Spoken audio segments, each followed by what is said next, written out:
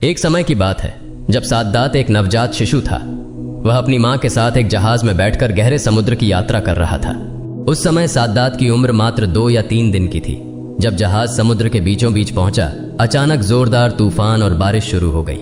जहाज धीरे धीरे डूबने लगा, लेकिन साद्दात की मां ने जहाज के एक तख्ते को तैरते हुए देखा।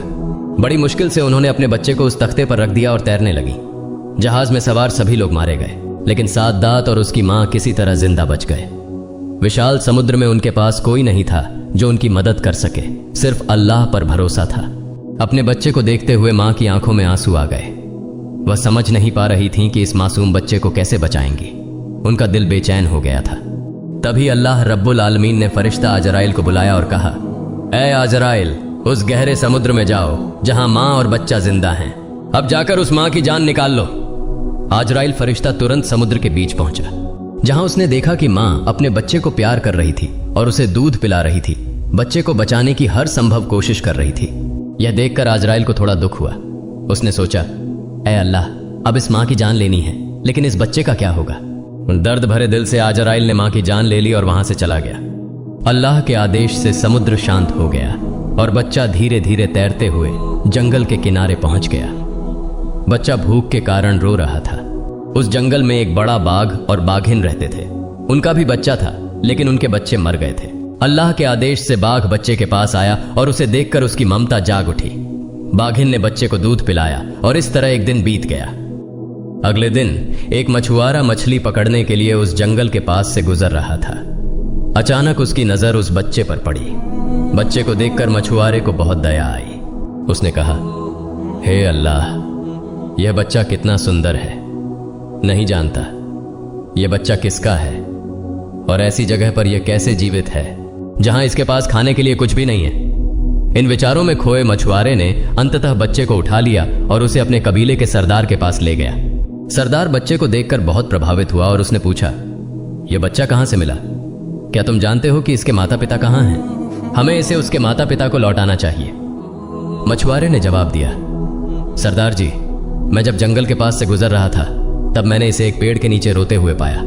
इसके आसपास कोई नहीं था। मुझे लगता है कि इसके माता पिता अब इस दुनिया में नहीं रहे। इसे देखकर मुझे बहुत दया आई, इसलिए मैं इसे आपके पास लाया हूं। सरदार ने कहा, ठीक है, मेरे पास कोई बच्चा नहीं है। इस बच्चे की जिम्मेदारी अब मैं उठाऊंगा। आज से मैं इसे पालूंगा। इस तरह साद्दात बड़ा होने लगा। जब वह 8-9 साल का हुआ तो अन्य बच्चों के साथ खेलता। वह बहुत ही सुंदर और स्वस्थ था। उसकी मासूमियत सभी को आकर्षित करती थी। वह बेहद बहादुर और चालाक था। एक दिन वह मैदान में खेल रहा था। तभी अचानक उसने देखा कि कुछ सैनिक बगल की सड़क से गुजर रहे थे। यह देखकर सभी लोग डर के मारे भाग गए, लेकिन बच्चा साद्दात वहीं खड़ा रहा। उन सैनिकों में से एक की एक आंख अंधी थी। उसे पता था कि सुरमा अंधापन दूर करने में एक महान औषधि है, इसलिए वह जहां भी जाता सुरमा की तलाश करता। सड़क के किनारे से गुजरते समय उस अंधे सैनिक को एक सुंदर डिब्बा दिखाई दिया। जब उसने उसे उठाकर देखा तो वह सुरमे का डिब्बा था, जिससे वह बहुत खुश हुआ। सैनिक ने डिब्बा खोलकर सुरमा अपनी आंखों में लगाने का प्रयास किया।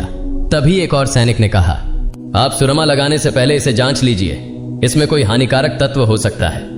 तब वह सैनिक बोला, इसे कैसे जांचें? तभी एक और सैनिक ने कहा, वहां देखो, वह बच्चा खड़ा है, उससे जांच करवाओ। तब उस सैनिक ने बच्चे से कहा, तुम यहां क्यों खड़े हो? इधर आओ। बच्चा बिना डरे आगे आया और बोला, आपने मुझे क्यों बुलाया? मैंने कुछ नहीं किया।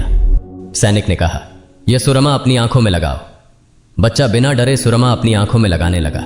सुरमा लगाते ही उसकी अंतरात्मा की आंखें खुल गईं। अब वह दुनिया की हर वस्तु को देख सकता था, यहां तक कि धरती के नीचे छिपा सोना, चांदी, हीरे और अन्य कीमती खजाने भी। वह बच्चा बहुत चालाक था। केवल चालाक ही नहीं, बल्कि धोखेबाज भी था। उसने सोचा, यह सब इन्हें नहीं बताया जा सकता, मुझे कुछ और कहना होगा। उधर एक सैनिक बोला, तुम कुछ कह क्यों नहीं रहे हो? तुम्हें क्या हुआ? तभी बच्चा झूठी एक्टिंग करते हुए रोने लगा और बोला, सुरमा लगाने से मेरी आंखों में बहुत तेज दर्द हो रहा है। मेरी आंखें जल रही हैं। अब मैं क्या करूं? आपने मुझे क्या दिया? यह सुनकर एक सैनिक ने अंधे सैनिक से कहा, लगता है सुरमे में कोई मिलावट है, यह असली सुरमा नहीं है। इसके बाद उन्होंने सुरमे का डिब्बा फेंक दिया और वहां से डर के मारे भाग गए। बच्चा तुरंत वह सुरमे का डिब्बा उठाकर अपने घर आ गया। घर आकर उसने अपने पिता से कहा, पिताजी, मुझे एक ऐसी चीज मिली है जिससे हम बहुत जल्दी राजा बन सकते हैं। तब उसके पिता ने कहा, क्या मिला है? तब बच्चे ने कहा, पिता, मुझे एक ऐसा सुरमा मिला है जिसे लगाने से धरती के नीचे छिपा सोना, चांदी, हीरे, मोती सब कुछ दिखाई देने लगता है। तब उसके पिता ने कहा, यह तो बहुत खुशी की बात है बेटे, तुम्हें अब कोई डर नहीं है। मेरे पास बहुत से लोग हैं और अनगिनत घोड़े और गधे भी। तुम आंखों में सुरमा लगाकर चलो, जहां भी तुम सोना चांदी का खजाना देखोगे हमें बता देना, हम उसे उठा लेंगे। इस तरह 10 साल बाद वह बच्चा जब एक युवा बन गया तो अचानक एक दिन सरदार की मृत्यु हो गई। सरदार की मृत्यु के कुछ दिनों बाद किसी ने कहा, अब हमारा सरदार कौन बनेगा? तभी एक और व्यक्ति ने कहा, चूंकि हमारे सरदार ने उसे पाला पोसा और बड़ा किया है तो यही युवक सरदार बनेगा। सभी की सहमति से उस युवक को सरदार बनाया गया। कुछ समय बाद युवक साद्दात बहुत अहंकारी हो गया, क्योंकि उसके पास बहुत धन दौलत थी। वह किसी की परवाह नहीं करता था, यहां तक कि देश के बादशाह की भी परवाह नहीं करता था। इस तरह कुछ सालों बाद उसने अपने प्रशिक्षित सैनिकों की मदद से देश के बादशाह को हरा दिया और खुद देश के सिंहासन पर बैठ गया और सत्ता अपने हाथ में ले ली। जो कभी एक असहाय बच्चा था वह आज देश का शासक बन गया। एक दिन बादशाह साद्दात ने अपनी राजसभा में मंत्रियों, वजीरों और सभी अधिकारियों को बुलाकर कहा, मेरे पास धन दौलत, सोना चांदी, हीरे जवाहरात, हाथी घोड़े गधे सहित कुछ भी कमी नहीं है। मेरी जैसी सुंदर सूरत है और मेरे पास जितना धन है, क्या मैं खुदा बनने के योग्य नहीं हूं? वहां मौजूद सभी मंत्रियों और वजीरों ने एक साथ कहा, बिल्कुल, जिसके पास इतना धन दौलत, महल, हाथी घोड़े हैं, अगर तुम खुदा नहीं बनोगे तो इस दुनिया में खुदा बनने के योग्य और कौन हो सकता है? इतना सुंदर खजाना और इतने सारे कर्मचारी, हर चीज तुम्हारे पास है, तो तुम खुदा बनने के योग्य हो। तब बादशाह साद्दात का घमंड और बढ़ गया। उसने कहा, कल से इस देश में कोई भी व्यक्ति पेड़ या पत्थर की मूर्ति की पूजा न करे, बल्कि सब बादशाह साद्दात की पूजा करें। वास्तव में बादशाह साद्दात के खिलाफ बोलने की हिम्मत किसी में नहीं थी। बादशाह साद्दात के आदेश के अनुसार अगले दिन से उसकी सेना देश के अलग अलग हिस्सों में निकल पड़ी। एक जगह पहुंचकर उन्होंने घोषणा की, आज से इस देश में कोई मूर्ति पूजा नहीं करेगा, उसकी जगह बादशाह साद्दात की पूजा करेगा। अगर कोई इसका उल्लंघन करेगा तो उसे मौत की सजा दी जाएगी। यह कहकर उसकी सेना वहां से चली गई। उधर हजरत हूद अलैहिस्सलाम सभी को मूर्ति पूजा छोड़कर अल्लाह के रास्ते पर आने और उसकी इबादत करने की दावत दे रहे थे। लेकिन बादशाह साद्दात की सेना से ऐसी बातें सुनने के कुछ दिनों बाद हजरत हूद अलैहिस्सलाम खुद बादशाह साद्दात के दरबार में आ पहुंचे। हजरत हूद अलैहिस्सलाम ने कहा, हे बादशाह साद्दात, सुना है तुम लोगों से अपनी पूजा करने को कह रहे हो, तुम खुदा होने का दावा कर रहे हो, तुम्हें इतनी हिम्मत किसने दी? अब भी समय है, एक अल्लाह पर ईमान लाओ। हजरत हूद अलैहिस्सलाम की बहादुरी देखकर शाही दरबार में सब हैरान रह गए, जिससे पूरा देश, वजीर नाजिर, मंत्री और यहां तक कि खुद बादशाह की बीवी भी खौफ में रहती थी। वहीं एक दरवेश उसे नसीहत दे रहा था। कोई नहीं समझ पा रहा था कि यह व्यक्ति कौन है। बगल में खड़े मंत्री ने कहा, हुजूर, यह व्यक्ति कौन है जो आप पर बातें कर रहा है? इसकी हिम्मत तो कम नहीं है। तब बादशाह साद्दात बहुत गुस्से में आ गया और गरजते हुए चिल्लाया, मैं तुम्हारे अल्लाह को क्यों मानूं? मैं खुद ही खुदा हूं। तब हजरत हूद अलैहिस्सलाम ने कहा, अल्लाह परम कृपालु हैं, वह तुम्हें दुनिया में खुश रखेंगे और मौत के बाद तुम्हें जन्नत में जगह देंगे। यह सुनकर बादशाह साद्दात हंसते हुए बोला, तुम्हारा अल्लाह मुझसे भी ज्यादा खुशहाल है। हजरत हूद अलैहिस्सलाम ने कहा, बेशक अल्लाह ने नेक बंदों के लिए जन्नत तैयार की है। मरने के बाद आखिरत में वह जन्नत नसीब होती है जहां बेमिसाल सौंदर्य और बेइंतहा सुख है। वहां कुछ भी कमी नहीं है।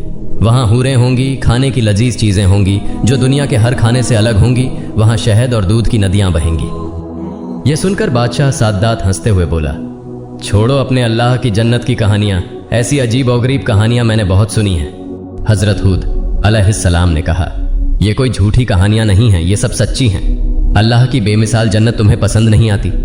तब साद्दात घमंड में बोला, मैं तुम्हारे अल्लाह के सामने सिर क्यों झुकाऊं? क्या मैं तुम्हारे अल्लाह जैसा जन्नत नहीं बना सकता? मेरे पास तो किसी चीज की कमी नहीं है। हजरत हूद अलैहिस्सलाम ने कहा, बादशाह साद्दात, तुम्हारा दिमाग खराब हो गया है, नहीं तो तुम ऐसी बातें नहीं कहते। अल्लाह जो कर सकते हैं वह दुनिया का कोई इंसान कभी नहीं कर सकता। साद्दात ने घमंड से हंसते हुए कहा, मूर्ख लोग ऐसी बातें करते हैं, मैं यकीनन कर सकता हूं। मेरे पास दौलत आता रहता है, कर्मचारी, किसी चीज की कमी नहीं है।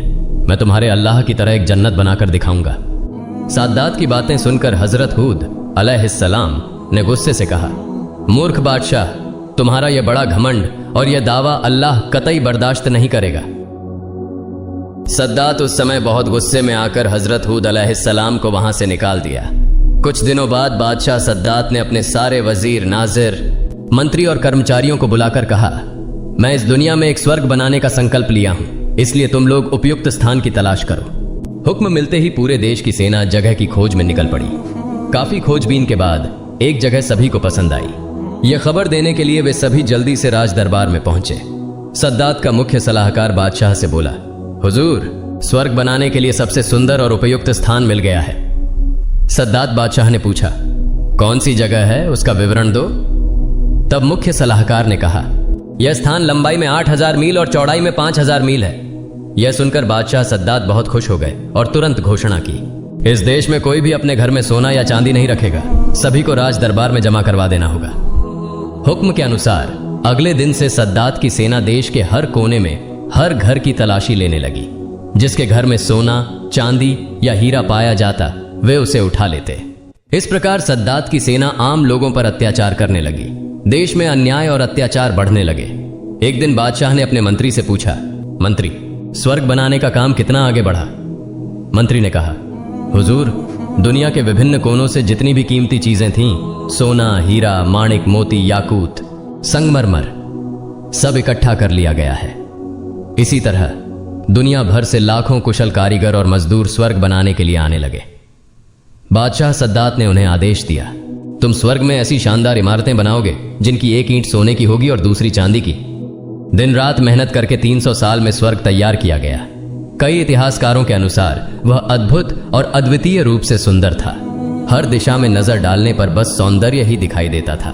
वहां शाही महल के चारों ओर सफेद संगमरमर की अनगिनत कारीगरी की गई थी। बगीचों में सोने चांदी के पेड़ लगे थे, जिनकी पत्तियां और फल कीमती पत्थरों से बने थे। वहां से एक खुशबूदार झरना बहता था, जिसमें पानी गुलाब की तरह महकता था। आखिरकार एक दिन बादशाह सद्दात अपने पूरे लाव लश्कर के साथ उस स्वर्ग में प्रवेश करने के लिए निकल पड़ा। जब वह स्वर्ग के दरवाजे के पास पहुंचा, तभी अल्लाह ताला ने हजरत अजराइल फरिश्ते को हुक्म दिया, जाओ और बादशाह सद्दात की रूह कब्ज कर लो। हजरत अजराइल एक खूबसूरत युवक का रूप लेकर स्वर्ग के दरवाजे पर खड़े हो गए। उन्हें देखकर बादशाह ने सोचा कि वे स्वर्ग के दरवानी हैं और उनसे पूछने लगे, तुम क्या स्वर्ग के दारोगा हो? युवक ने उत्तर दिया, नहीं, मैं हजरत अजराइल हूं और तुम्हारी रूह कब्ज करने आया हूं। सद्दात यह सुनकर चौंक गए। क्रोध में आकर चिल्लाए, सावधान, मुझसे मजाक मत करो। बिना किसी का इंतजार किए उसने खुद ही अजराइल का सामना करने के लिए तैयार हो गया। लेकिन क्या आश्चर्य, वह वहीं पत्थर की तरह ठिठक कर रह गया। डर से उसका पूरा शरीर पसीने से तर हो गया। वह चिल्लाते हुए बोला, सैनिकों, दुश्मन का मुकाबला करो। तभी हजरत अजराइल फरिश्ता जोर से हंसते हुए बोले, कहां है तुम्हारी वह विशाल सेना? कहां है तुम्हारी वह बड़ी ताकत? साद्दात ने गौर से देखा। उसके सभी सैनिक, मंत्री और नौकर चाकर जहां थे, वहां से सभी गायब हो चुके थे।